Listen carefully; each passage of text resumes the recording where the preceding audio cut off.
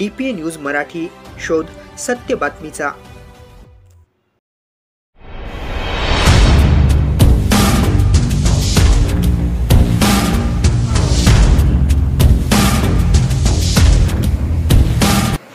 जळगाव येथील या खैरी नदीचा जो पूल आहे, हा पूल पूर्णपणे पाण्याखाली असून या ठिकाणी ग्रामस्थ त्याचबरोबर शाळेतील विद्यार्थिनी या पुलावरून जात येत आहेत।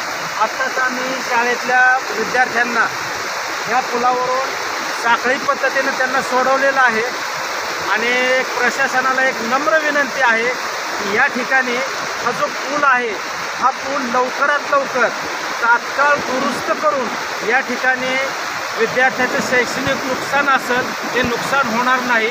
त्याचबरोबर ग्रामस्थांची जी काही गैरसोय होत आहे ती गैरसोय दूर करण्यासाठी लवकरात लवकर प्रशासनानं यावरती वेळीच लक्ष देऊन हा पूल तात्काळ लवकरात लवकर मंजूर करून पूर्ण करावा अशी एक शेळगावकरांच्या आणि विद्यालयाच्या वतीनं मी पूर्ण विनंती करतो। धन्यवाद।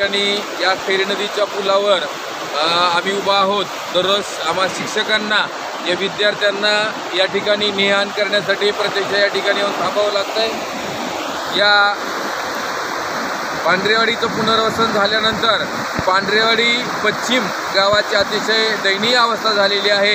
या ठिकाणी या रस्त्याचं आणि या पुलाचं काम होणं अतिशय गरजेचं आहे, जेणेकरून यामुळं इथून या विद्यार्थ्यांना शाळेमध्ये ने-आण करण्यासाठी पालकांना इथपर्यंत यावं लागतंय।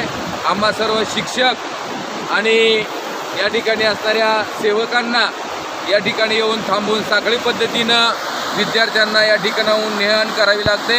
तरी प्रशासनाला एकच विनंती की तात्काळ या रस्त्याचं आणि पुलाचं काम पूर्ण करावं अशी विद्यालयाच्या वतीनं आणि पांढरेवाडी शेळगाव या परिसरातील सर्वच ग्रामस्थांच्या वतीनं या ठिकाणी विनंती करतो। ताज्या घडामोडी व अपडेट जाणून घेण्यासाठी आताच DPA न्यूज चॅनलला सबस्क्राइब करा आणि बेल आयकॉन क्लिक करायला विसरू नका।